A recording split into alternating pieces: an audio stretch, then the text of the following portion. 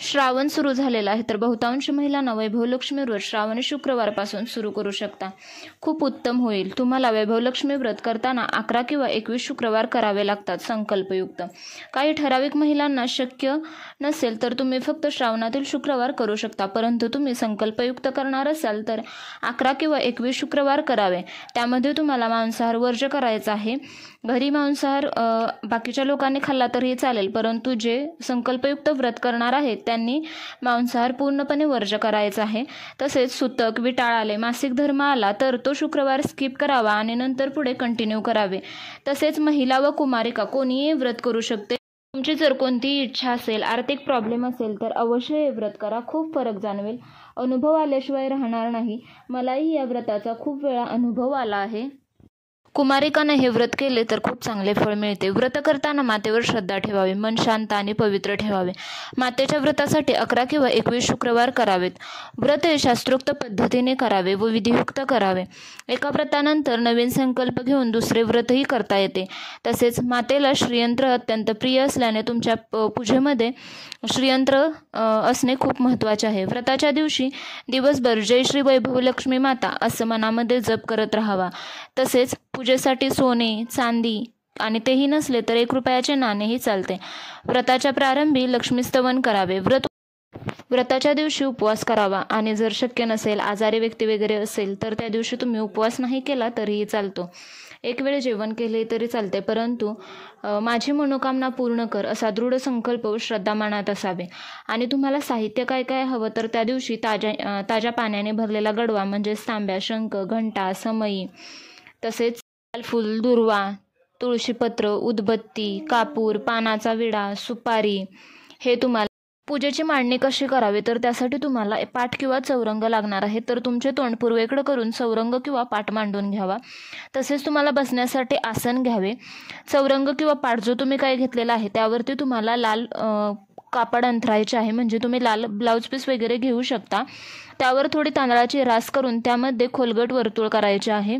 म्हणजेच तुम्हाला गोलाकार तांदळाची रास करून घ्यायची आहे. त्यावरती हळदी कुंकवाने स्वास्तिक काढून घ्यायचे आहे आणि अष्टदिशांना हळदी कुंकवाच्या उभ्या मारलेल्या तांब्या किंवा पाण्याचा गडवा तुम्हाला त्याच्यावरती ठेवायचा आहे. आणि त्यात पाण्याने भरलेल्या गडव्यामध्ये तुम्हाला नाणे आणि सुपारी टाकायची आहे. तसेच त्यामध्ये थोडी अक्षदाही टाका आणि दुर्वा जर असेल तर तीही त्यामध्ये थोडीशी टाकावी. गडव्यावर वाटी ठेवून त्यात तांदूळ घालून त्यामध्ये तुम्हाला दागिना किंवा नाणे ठेवायचे आहे. 1 रुपयाचे, 2 रुपयाचे कोणतेही नाणे तुम्ही त्यामध्ये ठेवू शकता. तसेच गडव्याजवळ श्रीयंत्र ठेवावे. श्रीयंत्र नसेल तर त्याचे चित्रही चालेल.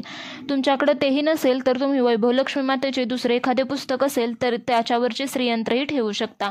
तसेच गडव्याच्या बाजूला तुम्हाला घंटा ठेवायची आहे. तर उजव्या बाजूस शंख ठेवायचा आहे. चौरंगावर उजवीकडे तांदळावर सुपारी ठेवायची आहे, जे श्री गणेश समजून तुम्हाला ठेवायचे आहे. सुपारीच्या डाव्या बाजूस विड्याची 2 पाने ठेवून त्यावरती नाणे आणि सुपारीचा विडा तुम्हाला ठेवायचा आहे. तसेच ताटामध्ये फुले, दुर्वा, सुगंधी द्रव्य ठेवावी. तसेच धूप, दीप, अगरबत्ती लावावी. निरांजन कापूर लावावा आणि चौरंगापुढे रांगोळी काढून घ्यावी. अशा प्रकारे पूजेची मांडणी करून घ्यावी. तसेच तुमच्याकडे एखादे फळ असेल तर तेही तेथे ठेवावे. तसेच तुम्हाला लाल फूल व्हायचे आहेत. वैभवलक्ष्मीच्या व्रतासाठी जास्तीत जास्त लाल फुलाचा मान आहे. तसेच व्रताची मांडणी करून झाल्यानंतर तुम्हाला काय करायचं आहे तर व्रत वाचण्यासाठी जी तुम्ही सुरुवात करणार आहे तेव्हा तुम्हाला सुरुवातीला वैभवलक्ष्मीच्या व्रतामध्ये माताश्री गजलक्ष्मी, ऐश्वर्यलक्ष्मी, तसेच माताश्री धान्यलक्ष्मी, विजयालक्ष्मी, वीरलक्ष्मी, अधिलक्ष्मी, माताश्री संतानलक्ष्मी असे मातांचे फोटो आहेत. तर त्याला तुम्हाला वंदन करून घ्यायचं आहे आणि प्रत्येक त्या फोटोच्या खाली काही वाक्य लिहिले आहेत. म्हणजेच आता माताश्री संतानलक्ष्मी तर त्याच्या खाली लिहिलेलं आहे, माता संतानलक्ष्मी तू कमलिनीचे जसे कल्याण केलेस तसे आम्हा सर्वांचे कर. अशा प्रकारे तुम्हाला सुरुवातीला म्हणून घ्यायचे आहे.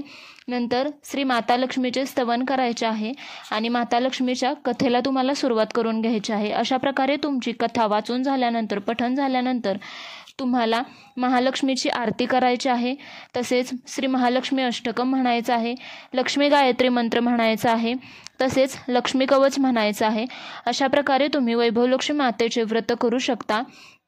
हे झाल्यानंतर तुम्हाला जो प्रसाद आहे, साखर असेल, दूध साखर असेल किंवा पंचामृत असेल किंवा शिरा असेल, तुमच्याकडे जे अवेलेबल आहे त्याचा तुम्ही देवाला प्रसाद दाखवून घ्यायचा आहे. तसेच वैभव लक्ष्मी व्रत करताना जर तुम्हाला माहेरी जावं लागलं असेल, एखादा सण आला असेल, तुम्ही शुक्रवारी घरी नसाल तर तो शुक्रवार तुम्ही स्किप केला तरी चालतो. त्यानंतर तो शुक्रवार सोडून नंतर पुढचा शुक्रवार तुम्ही कंटिन्यू करू शकता.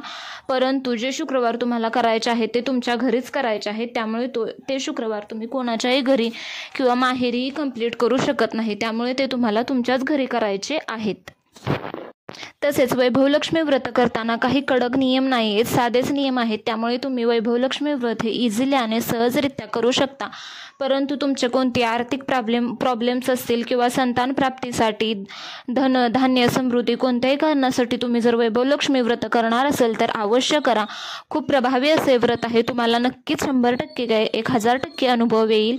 त्यामुळे हे व्रत अवश्य करून पहा आणि जर सुरुवात करणारच असाल तर श्रावण महिन्यामध्ये अवश्य करा. तर अशा प्रकारे तुम्ही वैभवलक्ष्मी व्रत कशा पद्धतीने करायचे हे या व्हिडिओमध्ये मी तुम्हाला सांगितलेले आहे. त्याप्रकारे तुम्ही हे व्रत करून पहा. तसेच हा व्हिडिओ पाहिल्याबद्दल धन्यवाद. अशाच प्रकारच्या नवनवीन व्हिडिओसाठी चॅनलला अजूनही सबस्क्राईब केले नसेल तर अवश्य करा. श्री स्वामी समर्थ.